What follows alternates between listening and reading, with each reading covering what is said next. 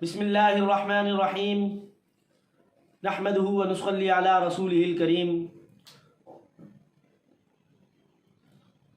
मेरे भाइयों, दोस्तों, बुज़ुर्गों, जैसा कि हमारा सिलसिला चल रहा था असर हाजिर के आईने में अहादीस आप लोगों की खिदमत में बयान की जा रही थी, तो आज जो आप लोगों की खिदमत में मैं हदीस पेश करने जा रहा हूँ वो है इब्ने माजा बरिवायत हज़रत अबू हुरैरा रज़ी अल्लाह ताला अन्हु फरमाते हैं कि मैंने हुज़ूर अक़दस सल्लल्लाहु अलैहि वसल्लम से सुना, तुम्हें इसी तरह छांट दिया जाएगा जिस तरह अच्छी खजूरें रद्दी खजूरों से छांट ली जाती हैं। चुनाचे तुम्हारे अच्छे लोग उठते जाएंगे और बदतरीन लोग बाकी रहते जाएंगे। इस वक्त गम से घुट कर तुम से मरा जा सकता हो तो मर जाना। अल्लाहु अकबर। ये वही वक्त आ गया है, ये वही वक्त आ गया है कि हमारे अच्छे लोग छांट लिए गए हैं, जिस तरह गंदी खजूरों से अच्छी खजूरें छांट ली जाती हैं। और इस वक्त जो लोग हैं वही लोग हैं, बदतरीन लोग बाकी रह गए। बदतरीन,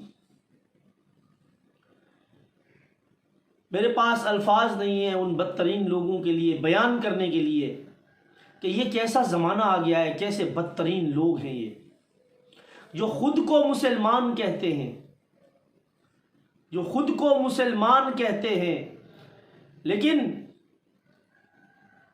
लिबास उन्होंने अंग्रेज़ का पहना हुआ है। कानून उनके मुल्क में अंग्रेज़ की काली किताबों से लिया जाता है,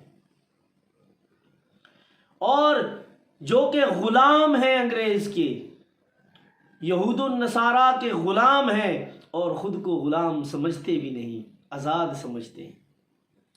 ग़ुलाम वो नहीं होता जिसके टांगों में या हाथ में बेड़ियां और हथकड़ियां लगाई जाएं, वो तो ज़बरदस्ती ग़ुलाम हुआ। ग़ुलाम तो वो होता है जो खुद बिक जाए। पहले ज़माने में लोग अशरफियाँ और रोटी के लिए बिक जाते थे, 2 वक्त के खाने के लिए ग़ुलामी करते थे। तो आज हम क्या कर रहे हैं, ज़रा सोचिए, गौर कीजिए। आज हम भी कागज़ के चंद टुकड़ों के लिए अपना ईमान बेच चुके हैं। ये कागजी करेंसी किसने बनाई है? अंग्रेज ने नहीं बनाई। हमने उस चंद कागज के टुकड़ों के लिए अपना ईमान बेच दिया है। इसके ऊपर मैं इंशाअल्लाह दोबारा वजाहत दूंगा। अगली हदीस जब मैं आप लोगों की खिदमत में पेश करूंगा तो इसके ऊपर दोबारा मैं मज़ीद इंशाअल्लाह वजाहत के साथ बात करूंगा। लेकिन आज के लिए इतना समझना ज़रूरी है कि हमारे जो इस वक्त के लोग हैं वो बदतरीन लोग बाकी हैं, वो बदतरीन लोग रह गए हैं। हमारे अच्छे लोग ख़त्म हो गए। अच्छाई तो अब हमारे अंदर है ही नहीं। कहाँ है अच्छाई? अच्छाई का दिखलावा कर रहे हैं हम, हमारे अंदर अच्छाई नहीं है। इस गलत फहमी में मुसलमानों न रहो कि आज भी तुम्हारे अंदर अच्छे लोग मौजूद हैं। तुम्हें पता ही नहीं है, आप लोगों को यह पता ही नहीं है कि अच्छाई होती क्या है, अच्छाई किस शय का नाम है, अच्छाई कौन सी बला है। आज हमें इस बात का पता ही नहीं है, इल्म ही नहीं है। अफसोस है मुझे उन लोगों पर, काश कि वो समझ लेते कि मैं क्या कहना चाह रहा हूं। एक मर्तबा ये अल्लाह की तरफ से समझ, अल्लाह अपने बंदों को समझ देता है। एक मर्तबा मैं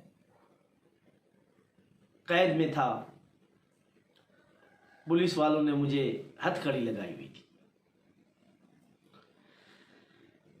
पुलिस की गाड़ी में जा रहा था, मैं बैठकर कुरान पढ़ रहा था। और दिल दिल में अल्लाह से शिकायत कर रहा था कि अल्लाह ये कैसे लोग तूने पैदा कर दिए, ये कैसा जमाना आ गया है मेरे मौला। अल्लाह तो दिलों के भेद को जानता है। हाय,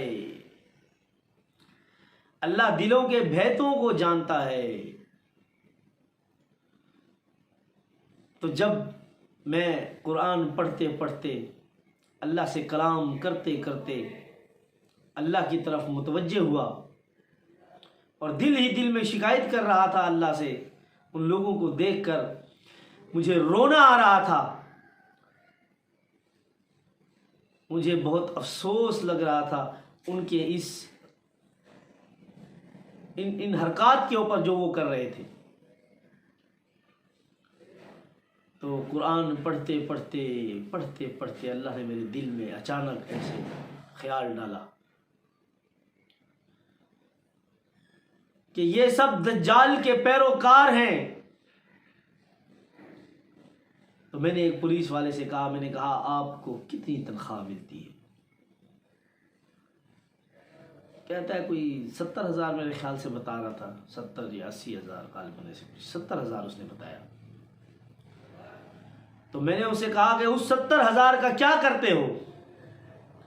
क्या महीने में वो 70 खर्च हो जाता है या कुछ बच भी जाते? पुलिस वालों को तो ऊपर की कमाई भी आती है। तो मैंने उसे कहा, मैंने कहा कि देखो तुमने रोटी के लिए, कागज़ के चंद टुकड़ों के लिए अपना ईमान बेच दिया, अल्लाह को नाराज़ कर रहे हो, अल्लाह के हुक्मों के खिलाफ ज़िंदगी गुजार रहे हो। ऐसा मत करो मेरे भाई। मैंने उसे कहा कि जनाब अली, ये जो आपने यूनिफॉर्म पहना हुआ है ये पुलिस का यूनिफॉर्म नहीं है, ये गुलामी का यूनिफॉर्म है। आप गुलाम हैं, आप अंग्रेज के गुलाम हैं।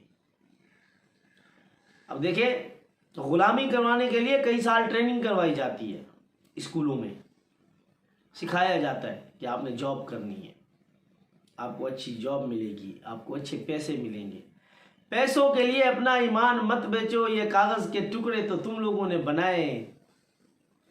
अल्लाह की कुदरत को पहचानो मुसलमानों कि अल्लाह तुमसे क्या चाहता है। अल्लाह की ताकत को पहचानो कि अल्लाह ने तुमसे पहले जो कौमें आई थी उन्हें नेस्त व नाबूद कर दिया। जिन लोगों ने अल्लाह की नाफरमानी की और जो लोग अल्लाह के हुक्मों के मुताबिक ज़िंदगी गुजारते रहे, तुमसे पहले जितनी भी कौमें आई उन तमाम कौमों को अल्लाह ने नेस्त व नाबूद कर दिया और उन पर ऐसे ऐसे अजाब भेजे, ऐसे ऐसे अल्लाह ने अजाब भेजे कि उन कौमों का नामो निशान ख़त्म हो गया और इबरत के लिए उनका नाम बाकी रह गया। अब मैं कौन कौन सी कौमों का नाम लूँ? बनी इसराइल का हाल तो आप लोगों के सामने है। कुरान का मुताला करो, हर चीज़ आपके सामने आ जाएगी। कौन सी बात आप लोगों से छुपी हुई है? अल्लाह को राज़ी करो और ये जो ग़ुलामी की ज़िंदगी है, ये ग़ुलामी की जंजीरें निकाल कर अल्लाह के हुक्मों के मुताबिक ज़िंदगी गुजारो। इंशाअल्लाह हमारा सिलसिला इसी तरह जारी रहेगा। अल्लाह रब्बुल इज़्ज़त हमें समझ की तौफीक अता फरमाए।